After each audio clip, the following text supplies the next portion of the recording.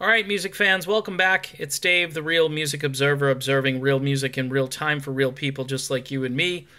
Doing this a little bit differently here. I figured I was reading this article, and I wanted to, go through these bullet points. These are supposedly 10 things we learned about Jonathan Cain. Now, Rolling Stone probably hasn't spent a lot of time researching Jonathan Cain. They probably reluctantly let this band get into the Hall of Fame because I think Rolling Stone and the Hall of Fame committee are more or less one and the same. These guys hated Journey with a passion. So here's what it says. I'm going to scroll up here. He talks about getting inspired for the book, blah, blah, blah. Talks about Dick Clark, Wolfman Jack. Ross Valerie tells him, hey, you should write a book, yada, yada. He eventually got a guy to help him write because he wasn't good at punctuation and grammar and so forth. The book begins with a pivotal moment in his life. This is what will sell the book, because if Steve Perry's name is in this book, it will sell. Steve Perry no longer wanted to be in Journey. In less than a year, my band would be over, my marriage would disintegrate, and worst of all, my father would pass away, he writes. The year ahead would be one of the toughest I would ever have to endure. Okay, I have sympathy there. That's bad. It then goes back to Cain's childhood, but here's where it gets interesting. These are supposedly 10 things we learned that we didn't know about Jonathan Cain. The first two, at least this one, doesn't make any sense to me why it's important. Long before Cain was famous, he attended the premiere of American Graffiti. Okay. I don't know why that's important.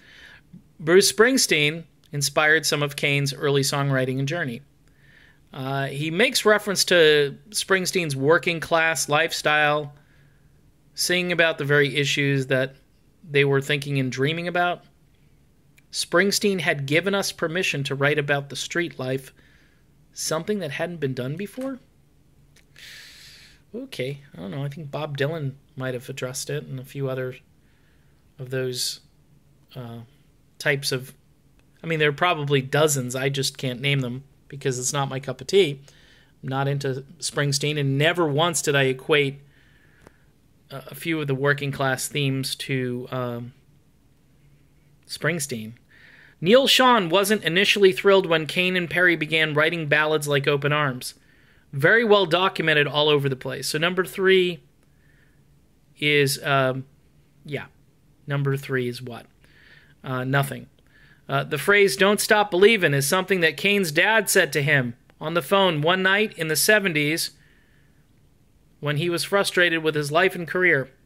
I think we all are well aware of that.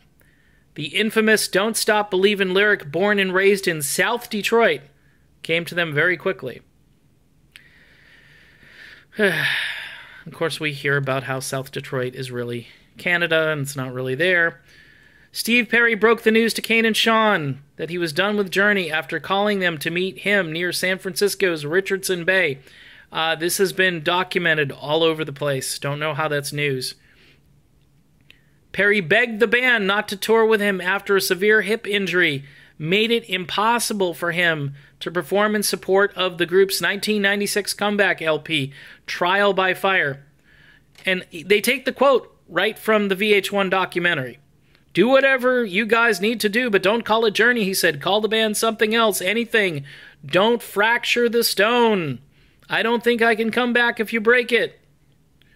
Perry has held true to his word by not singing a note with them, which these guys should really understand that was a really big deal for Perry. Check this one out. Cain had major doubts about hiring new Journey singer Arnel Pineda after Neil Schon discovered him on YouTube in 2007. Initially, the thought of Arnel singing with us made me hesitant, he writes, wondering what our fans in places like Raleigh, North Carolina, and regions in the middle of Texas might think. I fear the twisted mentality that went, that's knows Steve Perry. He's Asian. Wow. Imagine thinking that way. Imagine even what the fact that you're worrying about that is just bizarre.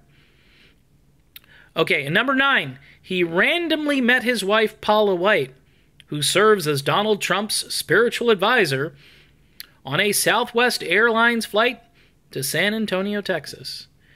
Gee, we did not know that.